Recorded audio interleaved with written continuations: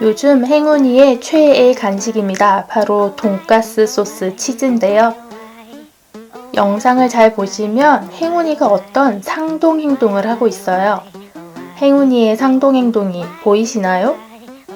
잘 보시면 행운이가 핸드폰으로 음악을 새로 바꾸고 나서 입으로 후 부는 행동을 하는데요. 만 7세 정도부터 새로 생긴 상동 행동입니다. 얼핏 스쳐 지나간 듯해서 잘 안 보이실 수도 있어요. 오늘은 행운이가 3살 이후부터 보였던 상동행동 및 감각 추구행동에 대해서 이야기해보려 합니다. 상동행동은 자폐 스펙트럼 장애의 주요 증상 중 하나인데요. 그 양상은 아이들마다 모두 다를 수 있으니 개인적 사례로 봐주시면 감사하겠습니다. 구독과 좋아요 눌러주시면 미약한 제 채널을 또 만나실 수 있는 연결의 창이 됩니다. 미리 감사드려요. 먼저 초록창에서 상동행동을 검색하면 의미를 가지지 않는 이상한 행동을 반복적으로 되풀이하는 신체 행동이라고 뜹니다. 반복적으로 되풀이되는 신체 행동에서 아이들이 특정한 감각을 추구할 수도 있습니다. 눈을 흘기면서 보는 시각 추구나 특정한 이불의 촉감을 좋아하는 촉각 추구 등이 있죠. 참고로 감각 추구는 정상 발달 아이들에게서도 나타났다가 사라질 수 있습니다. 그래서 자폐 스펙트럼 증상으로 보려면 상동행동이 반복적으로 지속적으로 나타나는지를 보셔야 합니다. 행운이는 18개월부터 어린이집 새학기에 맞춰 시립 어린이집을 다니기 시작했는데요. 24개월 무렵 발끝으로 서는 감각 추구 행동이 보였습니다.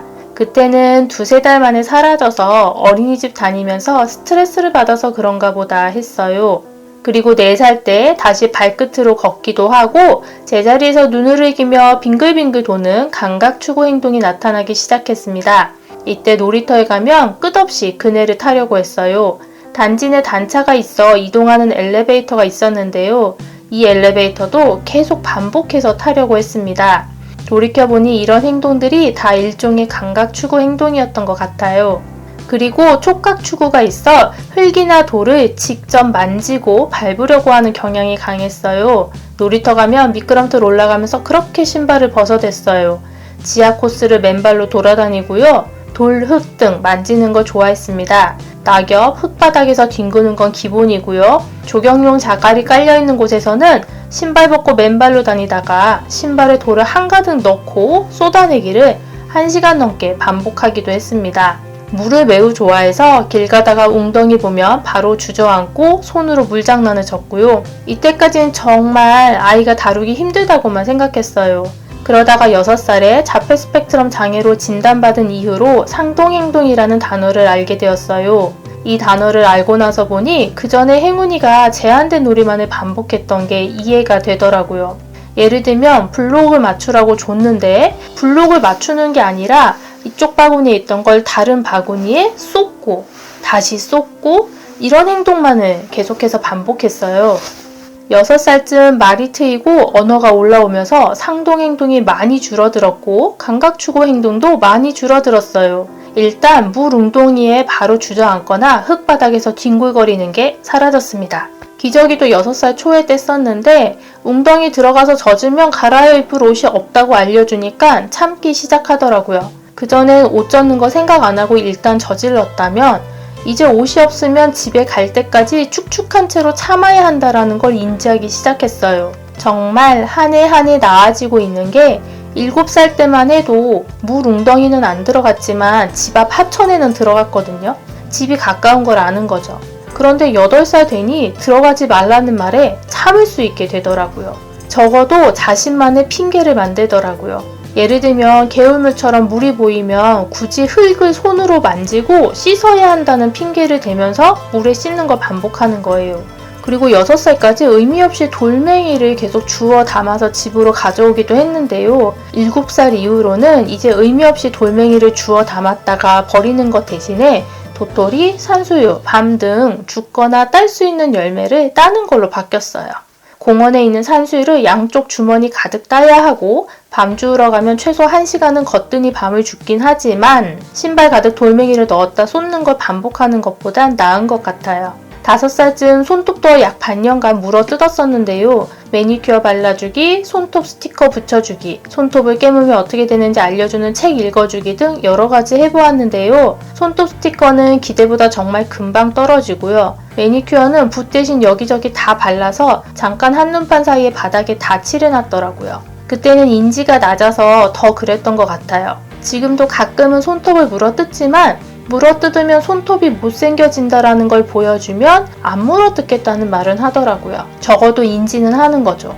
물론 사라지지 않는 상동행동도 있습니다. 스스로 인지하지 못하는 행동들이요.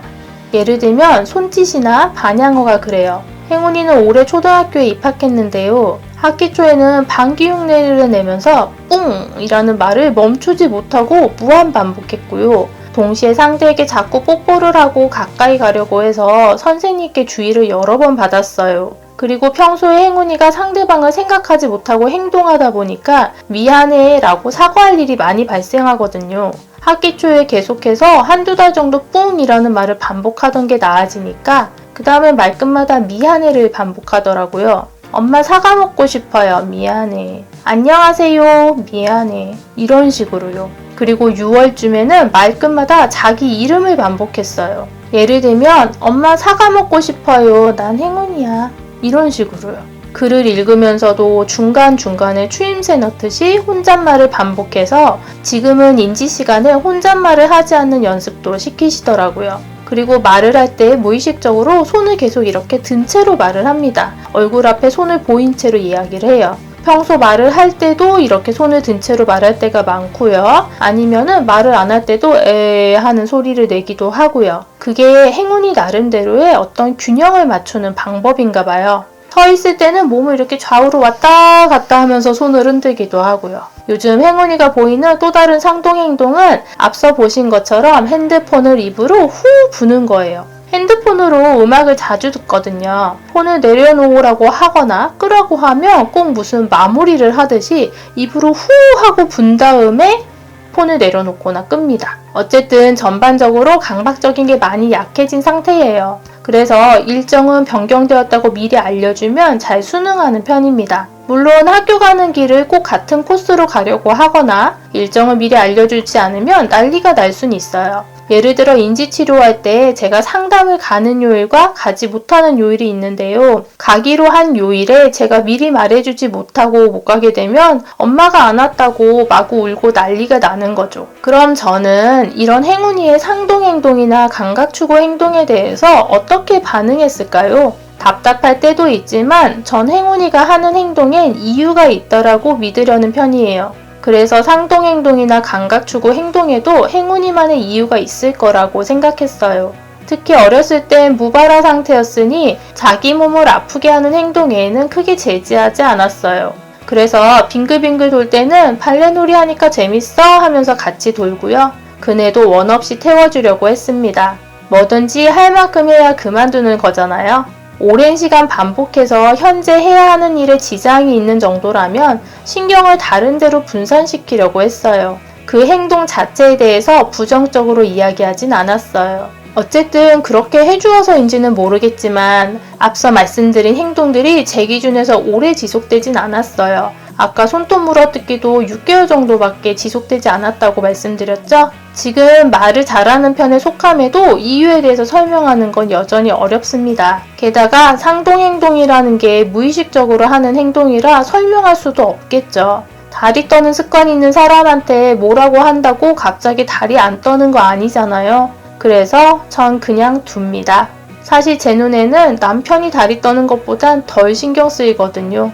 제가 되게 예민하다는 말을 많이 듣는데 한편으론 이렇게 둔감하기도 하네요. 사실 가족들은 이미 익숙해져서 행운이의 상동행동이 그렇게 눈에 거슬리지 않습니다. 밖에 나갔을 때 눈에 띄게 되는 거죠.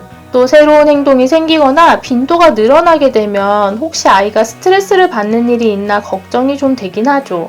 하지만 아이들의 상동행동엔 다 이유가 있다고 생각해보면 결국 그것을 통해서 아이에게 무엇이 필요하거나 무엇이 불편한지를 알려주려는 것이 아닐까요? 제가 이런 반복적, 집착적 행동에 대해서 다르게 보는 시각을 갖게 해준 사람이 또 있는데요. 바로 일본 자폐층 협회 이사 혼다 히데오입니다. 혼다 히데오는 저서 자폐 스펙트럼, 장애와 비장애 사이 어떻게 인식하고 어떻게 지원할까에서 자폐 스펙트럼인의 반복, 집착적 행동이 사라질 순 없지만 그 행동의 방향을 바꿀 수 있다고 이야기합니다. 예를 들면 무언가 줄을 세우는 데 집착하는 아이들을 무언가 깨끗하게 정리하는 방향으로 바꿔줄 수 있고요. 그리고 색깔이나 어떤 특이한 모양에 집착하는 아이를 오타쿠적 기질로 취미로 바꿔줄 수 있는 거죠. 핵심은 어떤 집착적인 행동이 사라질 수는 없지만 다른 용인될 수 있는 취미나 혹은 루틴으로 바꾸게 되면 집착적 행동이 부정적이 아니라 긍정적 의미를 지닐 수도 있다는 겁니다.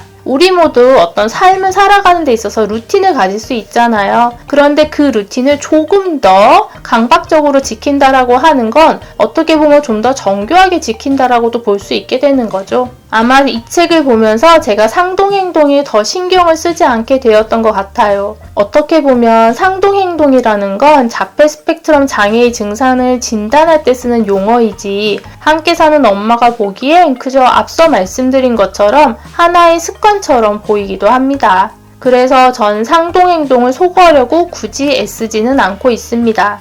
그것 외에도 육아에 신경 쓸 부분은 너무 많기에 일단 제 정신건강부터 신경 쓰고 있습니다. 오늘도 시청해주셔서 감사합니다. 그리고 오늘도 애쓰신 여러분을 응원합니다. 오늘도 해냈다.